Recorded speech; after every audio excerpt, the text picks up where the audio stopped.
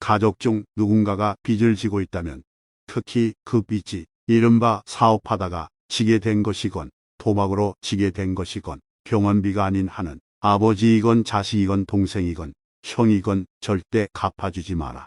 빚쟁이에게 맞아 죽는다 할지라도 그대로 죽게 내버려 두어라.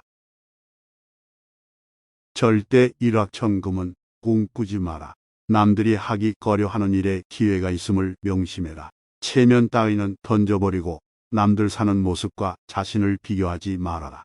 당신이 일을 하는 모습을 본 사람들이 당신을 또다시 찾도록 열심히 일하라. 전쟁, 피난민처럼 살면서 절약하고 절약하라. 가족 모두의 수입을 합치고 이자를 은행보다 2에서 3% 더 주는 곳에 저축하라. 이자를 상당히 많이 준다는 곳들은 모두 사기꾼임을 명심해라. 친척이건 친구이건 그 누구에게도 돈을 절대 빌려주지 말고 당신 가족이 혹은 당신이 돈을 얼마 모았다는 소리는 그 누구에게도 하지 말라. 인류대에 갈 실력이 안 되는 자녀에게 교육비를 절대 투자하지 말라. 그리고는 소주 한 잔도 마시지 말고 돈을 모으고 또 모아라. 가난한 젊은이에게 주는 대안 역시 마찬가지다. 땡전 한 푼 없다면 심식을 제공하는 공장 같은 곳에 들어가 2, 3년 있으면서 돈을 아기처럼 모아라. 외출도 하지 말아라. 시간이 남으면 책을 읽어라. 연애는 꿈도 꾸지 마라. 그 누구에게도 돈을 빌려주지 마라. 집안에 무슨 일이 있건 간에 죽을 병이 아니라면 신경 꺼라. 무엇보다도 가난한 부모들은 자녀에게 직업이 좋아야만 잘 살 수 있다고 가르치면서 흔히 이렇게 말한다. 내가 못 배워서 이런 일밖에는 하지 못하지만 너는 좋은 직업을 가지고 부자로 잘 살아라. 즉, 자신이 가난한 이유는 직업이 안 좋아서 그런 것이므로 제대로 교육을 받아 현재 하는 일과는 다른 직업을 가졌다면 가난하게 살지 않을 것이라는 것이다. 하지만 자녀는 자기들 역시 부모가 갖고 있는 직업의 범주에서 크게 벗어나지 못함을 알게 되면서 가난을 그 부모가 대부분 그랬듯이 마치 운명처럼 받아들이게 된다. 가난한 자들 중에는 운명론자가 엄청 많다. 우리는 왜 절망하는 것일까? 미래의 상황을 현재의 처지에 비추어 미리 계산하기 때문이다. 지금 인류대를 못 다닌다고 해서 10년 후에 성공하지 못할 것이라고, 지금의 빚을 5년 후에도 못 갚을 것이라고, 지금의 봉급으로는 평생 남들처럼 못 살 것이라고 미리 계산하여 체념한다. 지금 가난함으로 평생 가난하게 살 것이라고 미리 계산기를 두들겨 대면서 미래의 삶에 절망적인 번호를 매기고 만다. 부자가 되려면 미래 방정식에 지금의 처지를 대입하면 절대 안 된다. 그러므로 부자가 되고 싶다는 막연한 꿈이나 야망은 버려라.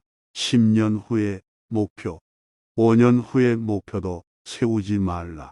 그 기간 동안 당신은 그만 지쳐버리고 만다. 그저 1년 정도 앞에 목표만을 세우되 1,000만 원을 모으는 것 같은 소박하지만 구체적으로 실행 가능한 목표를 세워라.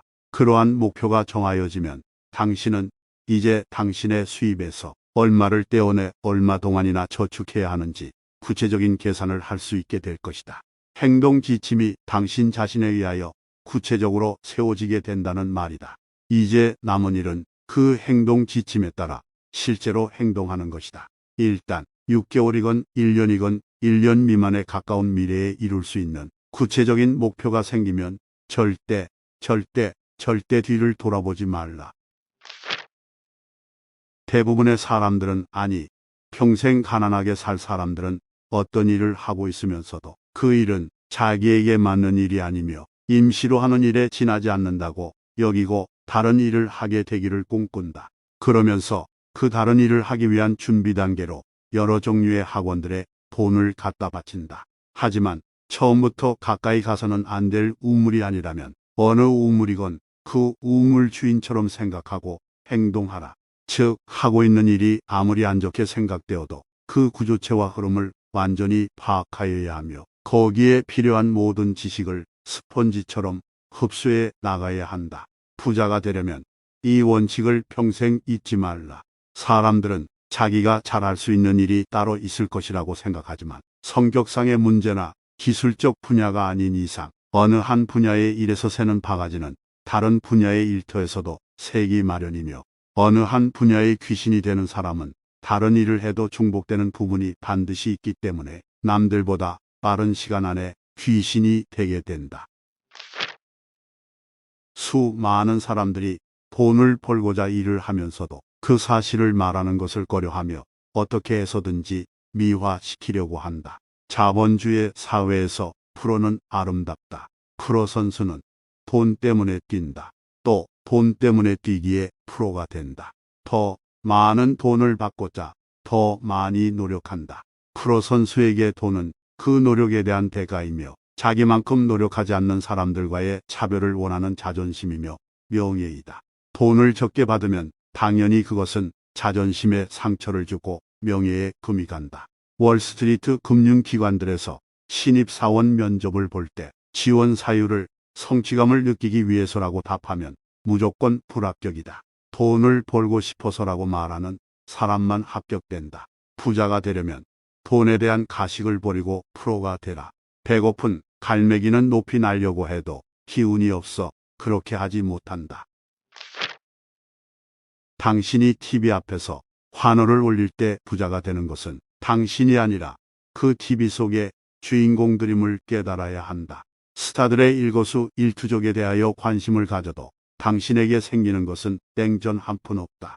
당신은 지금 다른 사람들의 게임에 박수를 치고 있는 것이며 당신 자신이 주인공인 경제 게임에서는 규칙도 모르고 있는 셈이다. 그러면서도 부자들을 도둑으로 싸잡아 비난한다. 10중 8구 당신은 정치인, 운동선수, 연예인 이름들을 줄줄 꿰지만 대차대 저편은 볼 줄도 모르고 관심도 없을 것이다.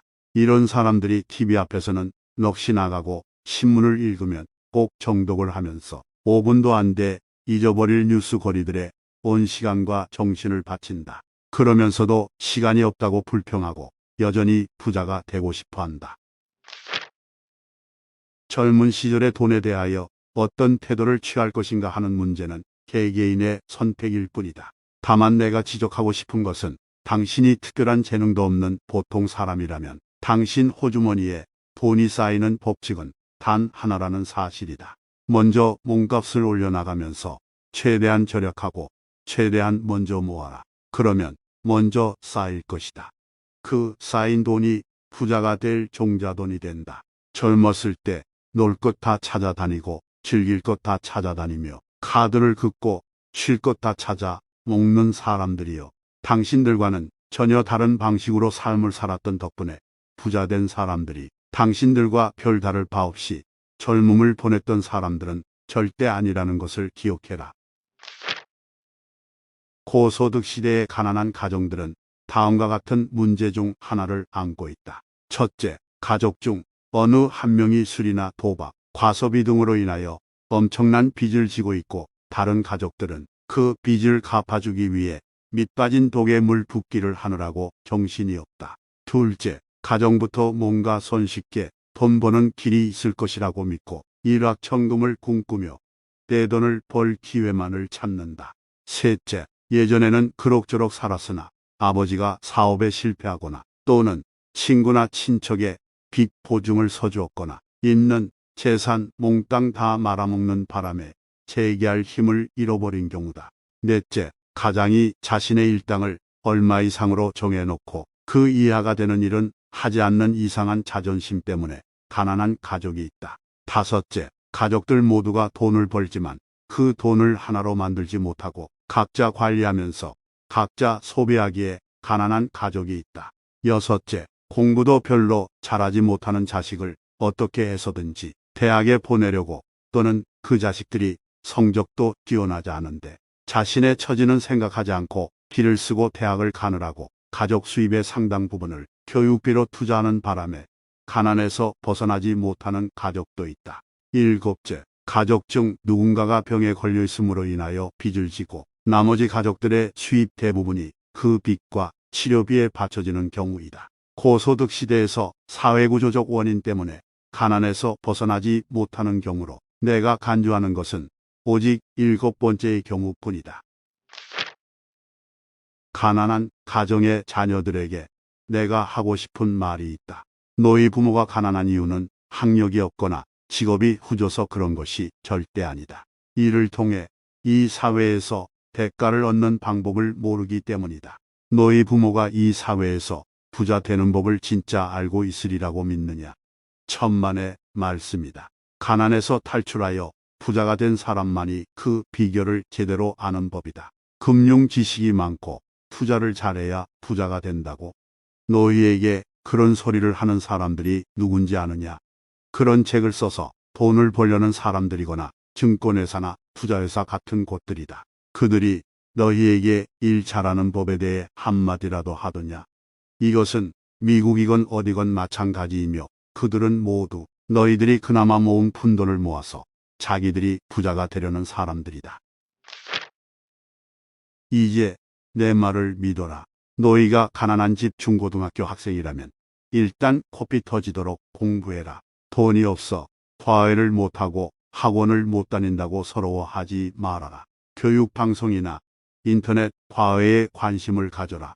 이해가 안 가는 부분이 있으면 선생님을 붙들고 늘어져라. 집안이 제 아무리 콩가루 집안이라고 해도 신경 쓰지 마라.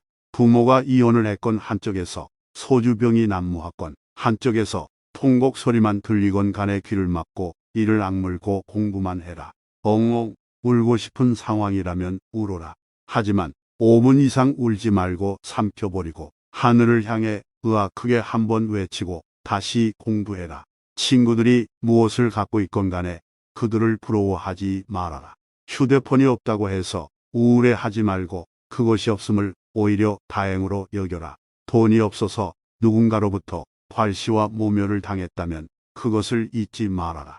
그리고 내가 받은 모멸감과 내가 흘린 눈물로 날카로운 비수를 만들어 마음속에 나 죽어도 이 날을 영원히 잊지 않으리라고 진하게 난도질하고 다시 공부해라. 집안이 어려워서 학비라도 벌겠다는 생각에 아르바이트 하겠다고 깝죽대지 말고 그냥 죽어라고 공부만 해라. 공부는 궁극적으로 엉덩이 무거운 사람이 이기는 게임임을 명심해라. 그리고 최고의 학교에 들어가거나 최고의 장학금을 반드시 타라. 그게 아르바이트 하는 것보다 훨씬 더 짭짭한 돈벌이라는 것을 기억해라. 이성교재. 헛소리하지 말고 시간을 아깝게 여기고 바보처럼 공부만 해라. 명심해라. 이 사회는 학벌 사회이고 이 학벌 사회에서 출세하는 가장 손쉬운 길은 일단은 최고의 학교를 나오는 것이다. 나를 믿어라.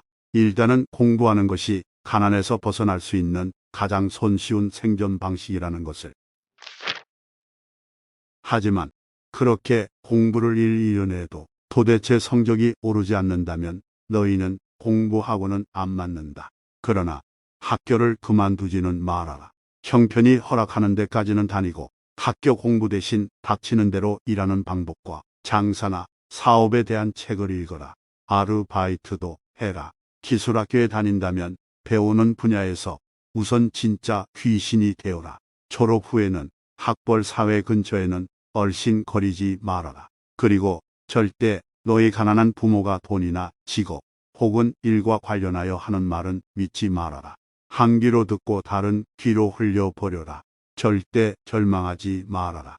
너희에게는 다른 길이 있고 그 길에는 돈을 벌 수 있는 방법들이 도처에 널려 있음을 믿어라.